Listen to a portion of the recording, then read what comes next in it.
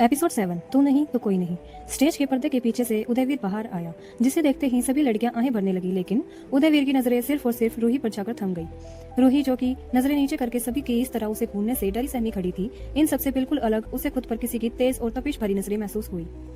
उसकी नजरें खुद ब खुद धीरे धीरे उठी और सीधे स्टेज पर खड़े उदयवीर से जा मिली। रूही चेप गई और उसने फिर से अपनी नजरें झुका ली।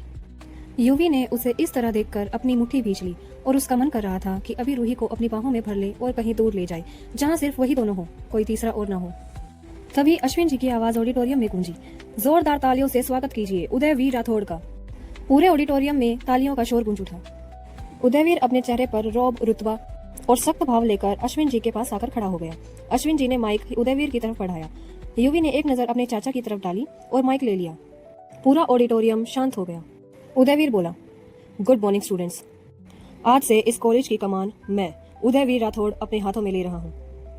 आज से इस कॉलेज में सिर्फ और सिर्फ मेरे बनाए गए रूल्स ही लागू होंगे। सभी रूल्स आपको नोटिस बोर्ड पर मिल जाएंगे। अगर एक भी रूल टूटा तो उसी दिन वो स्टूडेंट किसी और कॉलेज में अपनी सीट ढूंढना। सभी बच्चे अपनी सांसें रोककर आंखें फाड़कर बस युवी को ही देख रहे थे। उदयवीर स्पीच कम धमकी ज्यादा दे रहा था। रूही चुपचाप सिर झुकाई खड़ी थी। शिवी रूही से बोली, यार ये उदयवीर तो काफी घमंडी इंसान है। हाय, पर उतना ही हैंडसम भी है। रूही अजीब सा मुंह बनाकर शिवी को देखने लगी। उसी समय उदयवीर की आवाज गूंजी, आप दोनों क्या बात चल रही है? आपको मैनर्स नहीं है कि बड़ों के सामने बात नहीं की जाती? अगले 10 मिनट में मेरे ऑफिस में मिलो। अब सभी अपनी अपनी क्लासरूम में जाओ।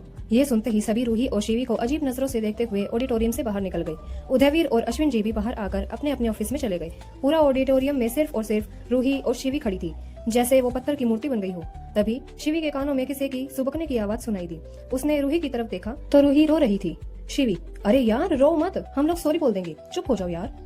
रूही, अगर उन्होंने हमें कॉलेज से निकाल दिया तो? नहीं यार, हम सॉरी बोल देंगे ना। चल अब चलते हैं, अगर 10 मिनट में हम नहीं गए तो पक्का निकाल देंगे। रूही ने अपने आंसू साफ किए और शिवी के साथ उदयवीर के ऑफिस की तरफ बढ़ गई। ऑफिस के बाहर आकर रूही ने शिवी का हाथ कसकर पकड़ लिया। शिवी ने एक बार रूही की तरफ देखा और अपनी पलकें झपका दी, मानो कह रही हो कुछ नहीं होगा। शिवी ने डोर नॉक किया तो अंदर से एक ठंडी आवाज सुनाई दी, कम इन। शिवी ने दरवाजा खोला और रूही के साथ अंदर घुस गई। पूरा कमरा ब्लैक थीम में था। कमरे के बीचों बीच एक बड़ा सा टेबल लगा था, जिसपे 3 कंप्यूटर का एक सेटअप बना हुआ था, जिसके सामने एक हेड चेयर पे उदयवीर व्हाइट शर्ट में बैठा था, जिसकी बाजू फोल्ड थी और उसकी मस्कुलर बॉडी साफ दिखाई दे रही थी। और चेयर की बैक पे उदयवीर का काला ब्लेजर लटका हुआ था। शिवी तो युवी को देखते ही रूही का हाथ छोड़कर बिल्कुल युवी के सामने जाकर खड़ी हो गई। रूही भी शिवी के साथ जाकर थोड़ा दूर खड़ी हो गई। युवी अपने कंप्यूटर में कुछ काम कर रहा था। पूरे कमरे में सिर्फ कीबोर्ड की टाइपिंग की आवाजें सुनाई दे रही थी। ऊपर से भले ही युवी बिल्कुल सामान्य लग रहा था, लेकिन जो तूफान उसके अंदर चल रहा था, उस तूफान से वो खुद हैरान था। वो खुद सोच रहा था कि उसकी धड़कनें बुलेट ट्रेन की तरह क्यों दौड़ रही है। रूही के अंदर आते ही पूरा कमरा चंदन की महक से महक उठा था। युवी जानबूझकर बिजी होने का दिखावा कर रहा था ताकि जितनी देर हो सके रूही वहीं रहे। वो कंप्यूटर पर कुछ भी टाइप कर रहा था, उसे खुद पता नहीं था वो क्या लिख रहा है। असल में तो वो रूही से आने वाली चंदन की महक को अपने अंदर उतार रहा था। तभी शिवी बोली, सर प्लीज माफ कर दो। युवी ने ये सुनते ही फटाक से कहा, जाओ। ये सुनते ही दोनों लड़कियां एक दूसरे को देखने लगी। युवी ने फिर से कहा, मैंने कहा जाओ, कर दिया माफ।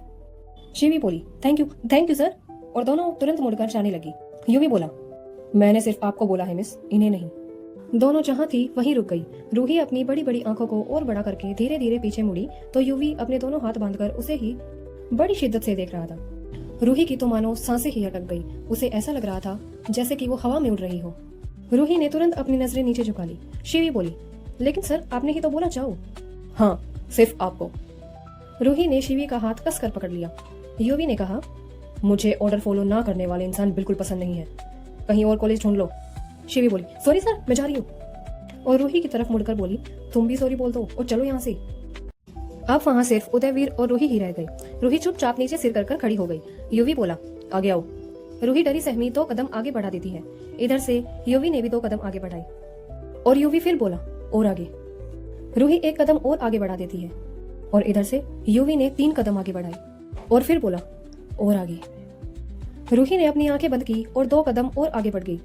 जैसे ही रूही ने दूसरा कदम बढ़ाया, वो सीधा युवी के सीने से जा टकराई और जैसे ही गिरने को ही उदयवीर ने उसका हाथ पकड़कर उसे अपनी तरफ खींच लिया, जिससे रूही बिल्कुल युवी के पास आ गई। आगे क्या होगा कहानी में, उदयवीर के इतने करीब आने से क्या करेगी रूही, जानने के लिए सुनते रहिए तू नहीं तो कोई नहीं, सिर्फ और